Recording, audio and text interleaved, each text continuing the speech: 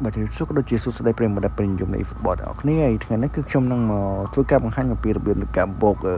Julius Conde ខ្សែកាប់ពេលស្លាប់ស្ដាំតើយើងបូកបែបណាល្អសម្រាប់កាប់នឹងដែរគឺនៅតែល្អដែរអ្នកគ្នានឹងកាត់យល់ទៅខាត់ពីច្រើនគឺខ្ញុំ recommend សិតតែការល្អសម្រាប់អ្នកគ្នាលេងតុកលេងរ៉េងអញ្ចឹងអ្នកគ្នាកាត់មួយហ្នឹងនៅតែល្អបើសិនជាអ្នកគ្នាមានដាក់លេងអែមអ្នកគ្នាសម្រាប់កាត់ហ្នឹងហើយអូខេឥឡូវយើងក៏លេខទៅមកការបូកកាត់ហ្នឹងហើយខ្ញុំតេសឲ្យបានខ្ញុំធ្វើវីដេអូជូនដល់អ្នកគ្នាសម្រាប់កាត់ហ្នឹងនៅល្អណាស់ខ្ញុំ recommend ណាសម្រាប់អ្នកលេងរ៉េងអីមានកាត់ហ្នឹងល្អហ្នឹងឥឡូវខ្ញុំប្រាប់ពីរបៀបនៃការបូកសម្រាប់បូកគឺយើងបូកស្បែកជើង7បន្ទាប់មកយើងបូក physical contact ការប៉ាត់ពាងបាល់4នៅការលោតតែតណាតបមកអានេះយើងបូកimage មក12ហ្នឹង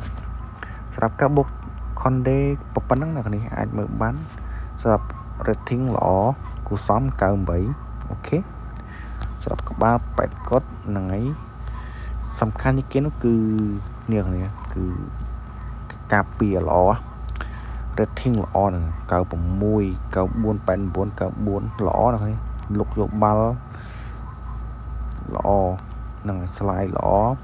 speed វិញគឺ9កត់ប៉ុណ្ណឹងគាត់ថាល្អហើយសម្រាប់ការពារស្លាប់ខ្ញុំទៅ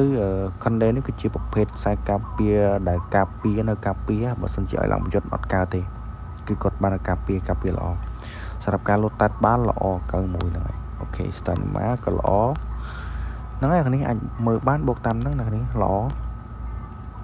ចឹងសម្រាប់បងប្អូនដែលមានតម្រូវការចង់លក់ account ឬក៏ចង់ទិញ account អាច join ជាមួយនឹង link Telegram ដែលខ្ញុំដាក់នៅក្នុង profile បានចឹងសម្រាប់បងប្អូនដែលត្រូវការ account ទូថ្លៃអីឬក៏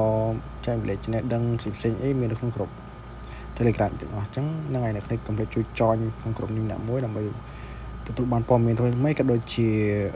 មាន account ទូថ្លៃសម្រាប់បងប្អូនអ្នកគ្នាលេងហ្នឹងហើយអរគុណច្រើនអ្នកគ្នា